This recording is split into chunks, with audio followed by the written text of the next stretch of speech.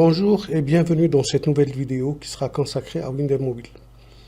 Alors, quand on développe une application Windev Mobile et quand on fait les tests sur le simulateur donc, qui est fourni avec Windev, des fois, on ne peut pas exécuter certaines fonctionnalités. C'est-à-dire qu'on ne peut pas tout tester à 100%, c'est-à-dire on ne peut pas tester l'application à 100% sur le simulateur qui est fourni avec Windev Mobile. On peut voir le comportement de notre application côté graphique, affichage, accès base de données, etc. Mais il y a certaines fonctions qui ne sont pas disponibles encore en mode simulateur. Par exemple, les fonctions de géolocalisation. On ne peut pas, et c'est tout à fait logique, on ne peut pas le géolocaliser donc le simulateur. Il y a aussi les notifications push. Le simulateur ne peut pas recevoir de notifications push. Donc on ne peut pas tester ces fonctionnalités. Et il y a plein d'autres fonctionnalités qui ne sont pas vraiment forcément disponibles donc, en mode simulateur. Alors pour remédier à ça, je vais vous montrer aujourd'hui un émulateur qu'on peut utiliser donc dans le cas, c'est-à-dire qui permet justement de tester ces fonctionnalités. Et donc, cet émulateur, il s'appelle Nox Player. En réalité, cet émulateur, il est destiné aux joueurs, les gens qui veulent avoir un émulateur Android pour jouer sur PC. Mais nous, on peut profiter de cet émulateur donc, pour l'utiliser comme émulateur Android et tester notre application avec pleinement toutes les fonctionnalités, que ce soit la géolocalisation, les notifications push et toutes les fonctionnalités qui ne sont pas disponibles en mode simulateur, elles seront disponibles en mode émulateur. Donc il suffit de télécharger le Nox Player et puis de l'installer.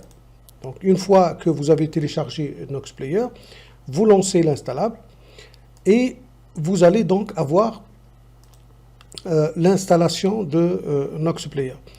Alors,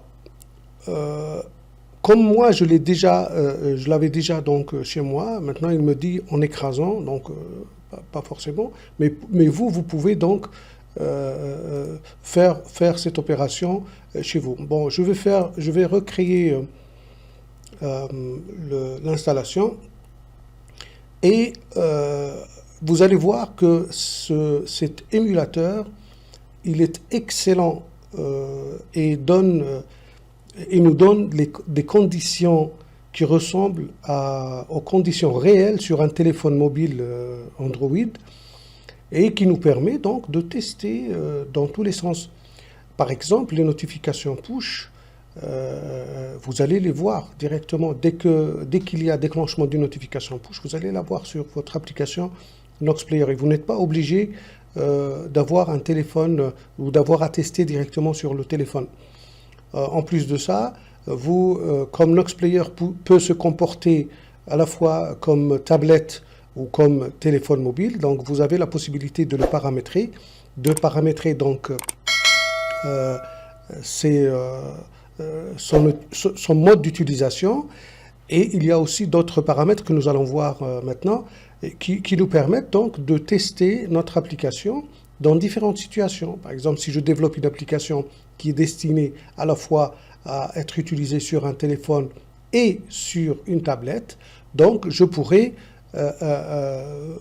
avoir cette possibilité-là. C'est-à-dire que je pourrais tester cette possibilité-là donc en temps réel. Voilà, donc là, il est en train d'installer. Voilà. Une fois qu'il a terminé l'installation, donc on clique sur le bouton démarrer. Et là, vous voyez que Nox Player démarre. Comme moi, je l'avais déjà installé et je l'avais déjà paramétré en mode téléphone, il se lance en mode téléphone.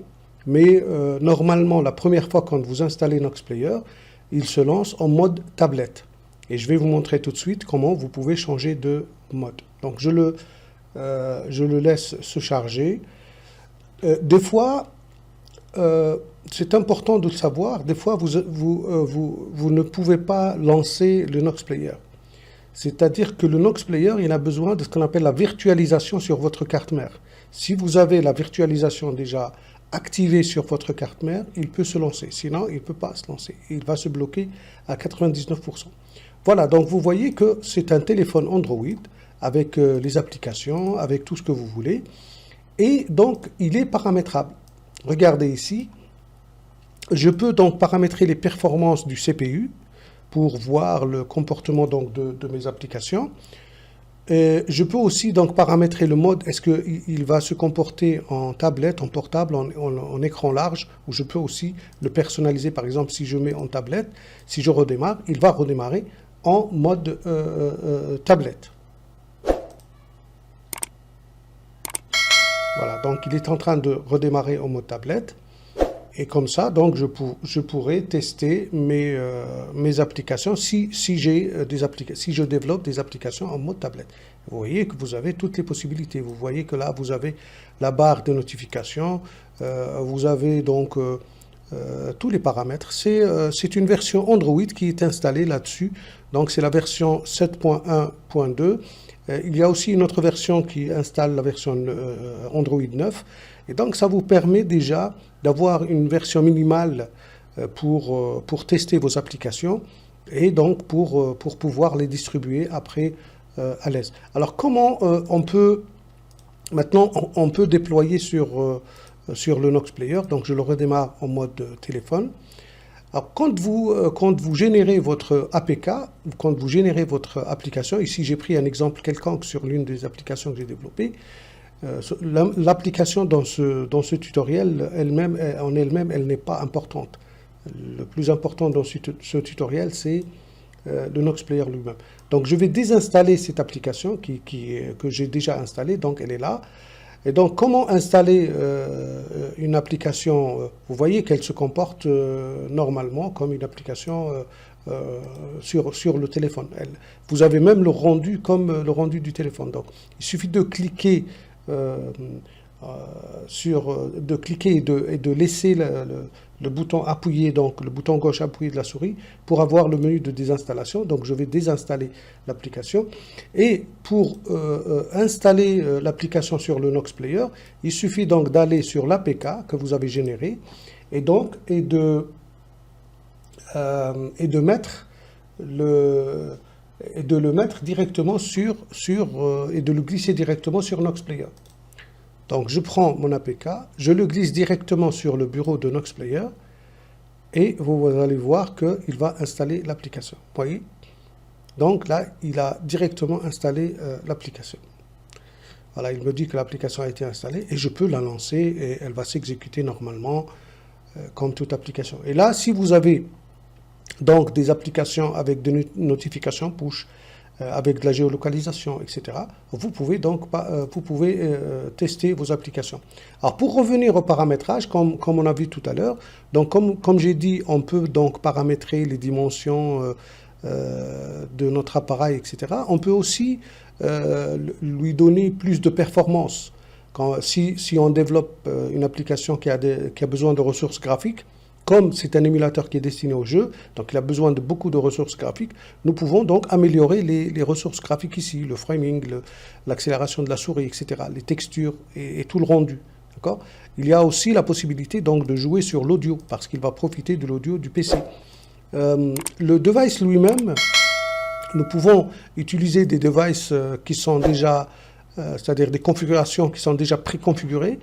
C'est principalement du Samsung, Asus, LG ou Google Pixel. Donc, vous pouvez prendre l'un de ces devices et le paramétrer comme étant votre device. Vous avez même un IMEI, c'est-à-dire le numéro de série de l'appareil qui est là. Et vous pouvez même générer un numéro de téléphone virtuel. Enfin, ce n'est pas un vrai téléphone, hein. C'est un téléphone qui permet donc de communiquer entre Nox Player, entre joueurs Nox Player. Et vous pouvez activer ou désactiver la possibilité d'utiliser votre réseau Internet. Donc, pour lui, dès qu'il est connecté, il est en Wi-Fi. Et donc, il profite de votre connexion Internet pour l'utiliser. L'affichage aussi, donc vous pouvez le paramétrer, le thème, donc le thème de Nox Player. Vous pouvez aussi donc sauvegarder ou nettoyer le Nox Player, etc. Et donc, c'est un émulateur qui travaille en mode virtual machine, en mode machine virtuelle, et qui permet donc de vraiment tester une application Android, développée pour Android, avec Windows Mobile, dans des conditions réelles. Voilà, donc je voulais vous montrer cette astuce rapidement. Donc dorénavant, vous n'avez plus besoin d'avoir nécessairement votre téléphone branché sur votre appareil de développement, votre poste de développement, pour tester les applications dans des conditions réelles. Vous pouvez donc les tester directement dans Nox Player selon plusieurs configurations, que ce soit en tablette, en mode mobile, en mode portable, etc. Et vous avez plein de paramétrages et de possibilités que vous avez là et que je vous laisse découvrir par vous-même. Donc moi, je vous mets sur les rails, je vous donne donc l'astuce et c'est à vous donc de continuer votre apprentissage. Alors, j'espère que cette vidéo vous sera utile dans votre travail. Merci pour votre attention et je vous dis à très bientôt.